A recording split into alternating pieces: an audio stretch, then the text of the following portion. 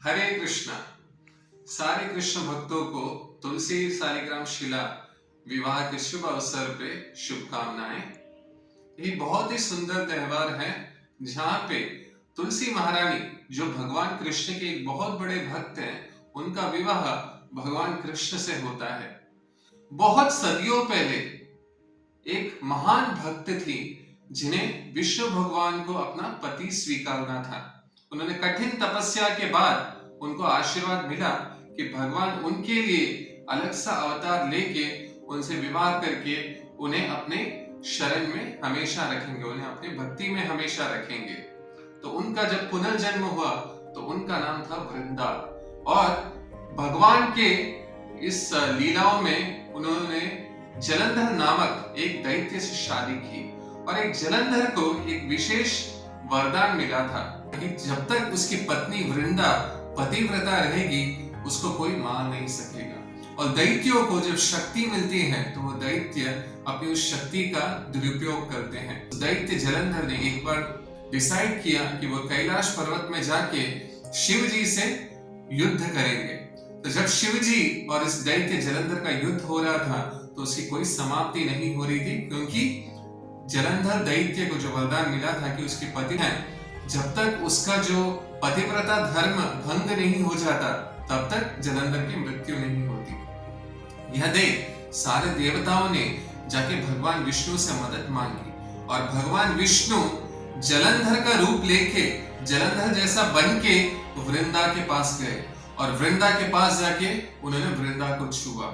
जैसे ही जलंधर रूप में जो भगवान विष्णु ने वृंदा का स्पर्श किया, वृंदा को समझ आया कि ये तो मेरे पति जलंधर नहीं है और उन्होंने तुरंत भगवान विष्णु से कहा जो जलंधर रूप में आए थे कि अपना असली रूप बताइए। तब भगवान विष्णु अपने चतुर्भुजा रूप में आए और उन्होंने वृंदा के सामने अपना दर्शन दिया।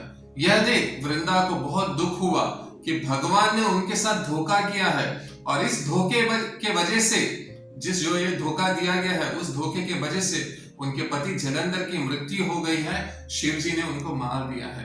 तो जब वृंद देवी को ये पता चला कि भगवान विष्णु ने उनके साथ चीटिंग किया है, तब उन्होंने भगवान को श्राप दिया कि हे भगवान, आप इतने कठोर कैसे हो सकते हैं, आप इतने पत्थर दिल कैसे हो सकते हैं, इसलिए मैं आपको श्राप देती हूँ कि आप पत्थर बन जाएंगे।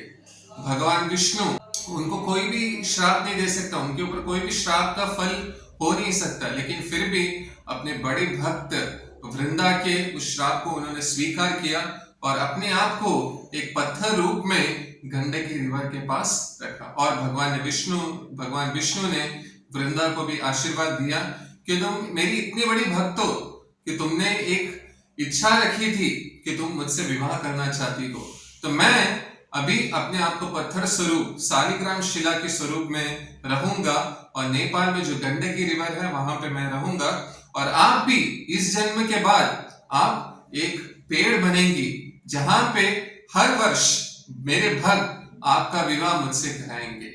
तो ये आशीर्वाद भगवान विष्णु ने तुलसी देवी को दिया था और तुलसी देवी से कहा, जो वृंद देवी है उनसे कहा कि मेरी भक्ति तभी पूर्ण होगी जब कोई मुझे आपका जो पत्ता है वो मेरे चरणों पे लगाएगा, वो मेरे भोग पे लगाएगा, तभी मेरी भक्ति को पूर्ण माना गया।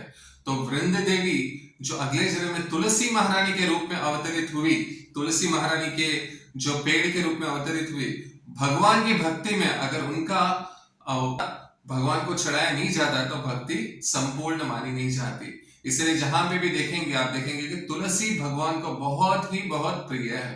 तो आज हम भगवान कृष्ण के चरणों में एक तुलसी का पत्ता समर्पण करेंगे और भगवान से प्रार्थना करेंगे कि भगवान हमें भी अपनी शरणागति में ले लीजिए और हमारा भी जीवन उद्धार करिए। हरे कृष्णा।